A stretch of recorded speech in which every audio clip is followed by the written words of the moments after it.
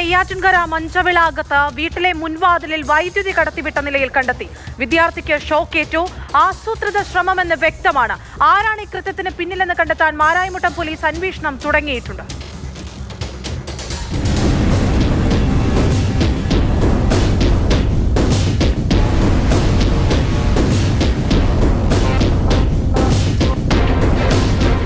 Manchavilakam നുളഞ്ഞോളത്ത് grace വില്ലയിൽ രമ്യയുടെ മകൻ അലനാണ് ഷോക്കേറ്റത്. ഇന്നു രാവിലെയായിരുന്നു സംഭവം.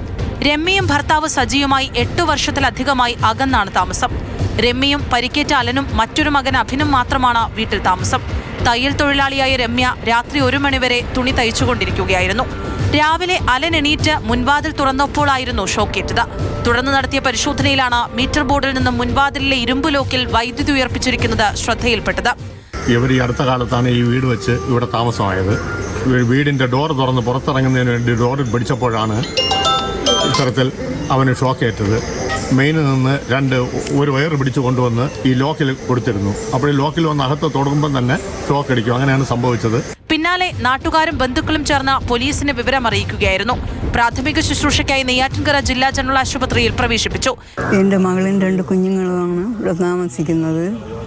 അങ്ങനെ ഇരുന്നപ്പോഴാണ് മൂത്ത കുഞ്ഞ് വന്ന് കഥ തുറന്നപ്പോൾ പിന്നെ ഷോക്കേറ്റതും പിന്നെ ബാക്കിൽ കൂടെ വന്ന് ഫ്രണ്ടിൽ വന്നപ്പോഴാണ് ഇങ്ങനെ കെട്ടിവെച്ചിരിക്കണം കണ്ടതും. ഇങ്ങനെയുള്ള ഈ അപകടം നമ്മുടെ നാട്ടിൽ ഇതാദ്യമായിട്ടാണ് നമ്മൾ കാണുന്നത്.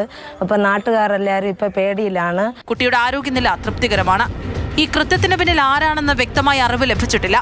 മാരായിമുട്ടം പോലീസ് അന്വേഷണം തുടങ്ങിയിട്ടുണ്ട്.